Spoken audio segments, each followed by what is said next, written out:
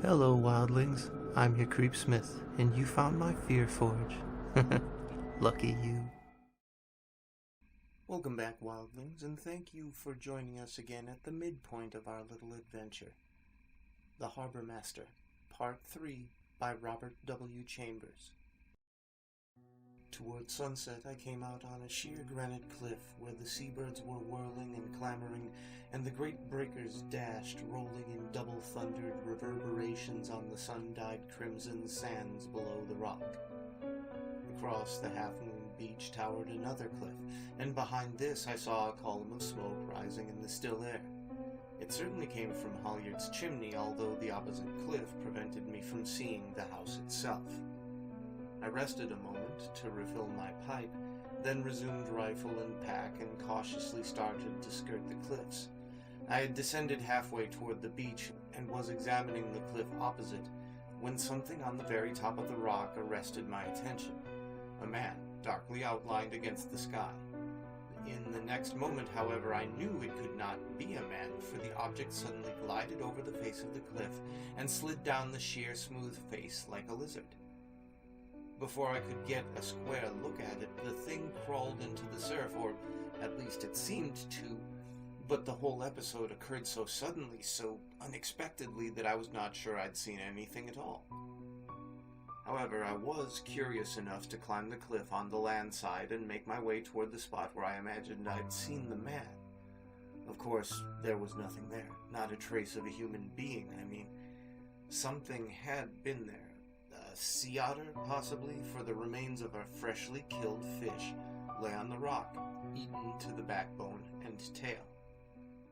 The next moment, below me, I saw the house, a freshly painted, trim, flimsy structure, modern and very much out of harmony with the splendid savagery surrounding it. It struck a nasty, cheap note in the noble gray monotony of the headland and sea.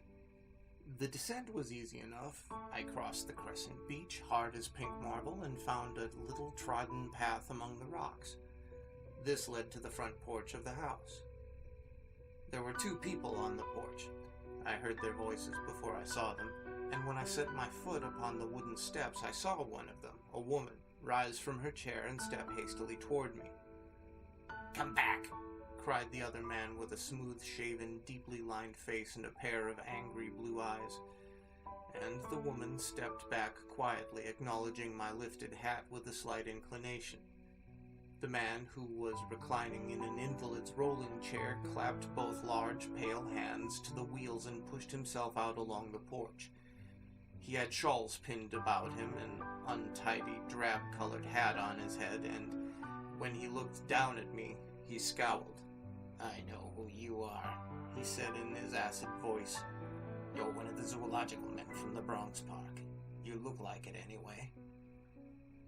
"It is easy to recognize you from your reputation," I replied, irritated at his discourtesy. "Really?" he replied with something between a sneer and a laugh. "I'm obliged for your frankness. You're after my great ox, are you not?" "Nothing else would have tempted me into this place," I replied sincerely. "Well, thank heaven for that," he said. "Sit down a moment. You've interrupted us."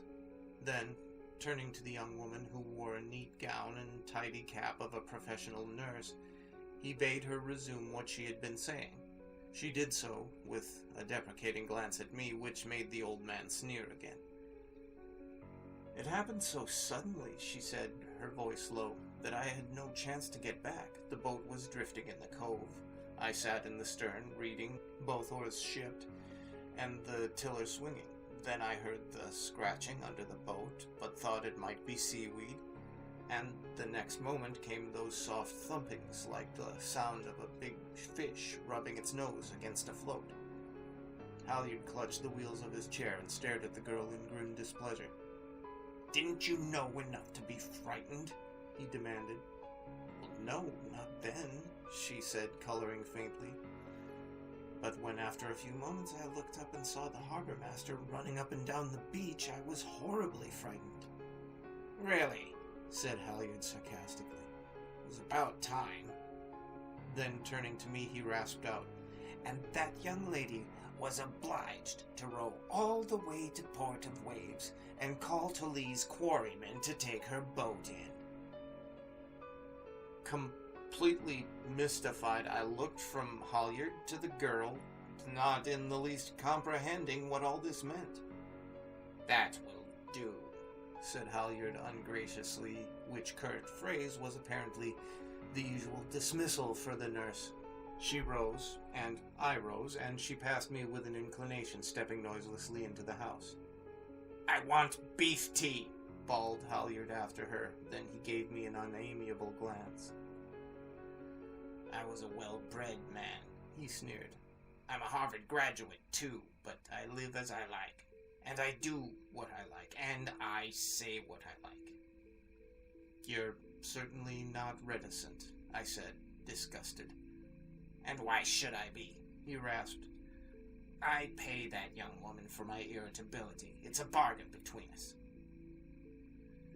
"In your domestic affairs," I said, "there is nothing that interests me. I came only to see the ox." "You probably believe them to be razor-billed ox," he said contemptuously. "But they're not. They're great ox." I suggested that he permit me to examine them, and he replied indifferently that they were in a pen in the backyard and that I was free to step around the house whenever I cared to. I then laid my rifle and pack on the veranda and hastened off with mixed emotions, among them which hope no longer predominated. No man in his senses would keep two such precious prizes in a pen in his backyard, I argued, and I was perfectly prepared to find anything from a puffin to a penguin in that pen. I'll never forget, as long as I live, my stupor of amazement when I came to the wire-covered enclosure. Not only were there two great auks in the pen, alive, breathing, squatting in bulky majesty on their seaweed bed, but one of them was gravely contemplating two newly hatched chicks, all hill and feet, which nestled sedately at the edge of a puddle of salt water where some small fish were swimming. For a while, excitement blinded, nay, deafened me. I tried to realize that I was gazing upon the last individuals of an all but extinct race, the sole survivors of the gigantic auk, which for 30 years had been accounted as an extinct creature. I believed that I did not move muscle nor limb until the sun had gone down and the crowding darkness blurred my straining eyes and blotted the great, silent, bright-eyed birds from sight. But even then, I could not tear myself away from the enclosure. I listened to the strange, drowsy notes of the male bird, the fainter responses of the female, and the thin plaints of the chicks huddling under her breast. I heard their flipper-like, embryonic wings beating sleepily as the birds stretched and yawned their beaks and clacked them, preparing for slumber. And then, "If you please," came a soft voice from the door. "Mr. Halyard awaits your company to dinner." So aside from one strange encounter, it's mission accomplished, right? Right? Find out next time. Until then, stay scary, my wildlings, and make the most of your nights.